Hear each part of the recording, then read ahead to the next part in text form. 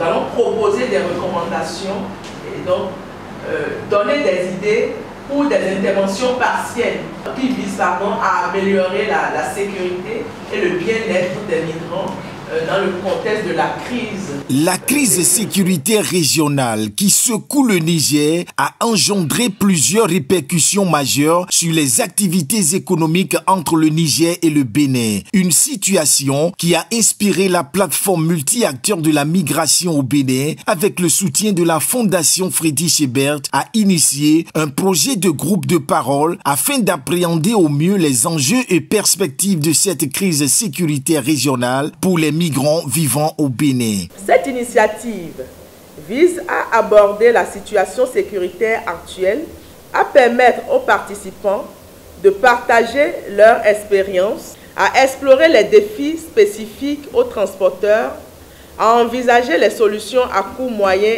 et long terme, à évaluer l'impact sur leur santé mentale, ainsi qu'à analyser les vulnérabilités et les capacités de résilience. Merci à tous les participants, aux membres de la PMB et surtout à la Fondation Friedrich Ebert pour son accompagnement et son engagement indéfectible à nos côtés. Ce projet innovant de groupe de parole dédié aux migrants vivant au Bénin a permis à la PMB d'identifier des groupes cibles de migrants afin de leur offrir un cadre sécurisé et confidentiel pour s'exprimer. Une première séance qui sera consacrée essentiellement aux transporteurs résidant au Bénin. Notre mésaventure a débuté depuis 2016 où notre propre gouvernement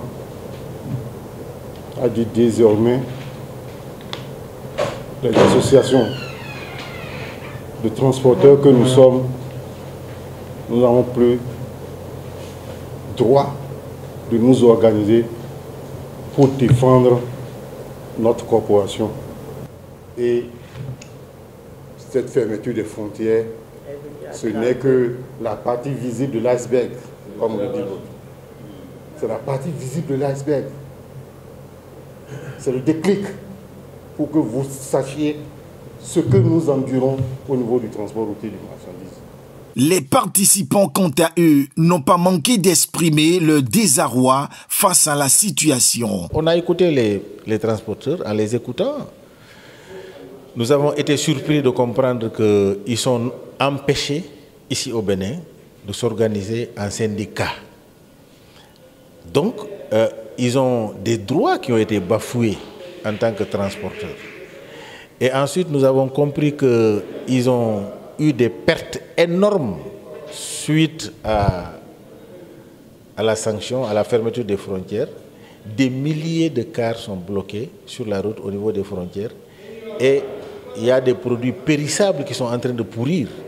Nous allons faire un plaidoyer à l'endroit des autorités compétentes.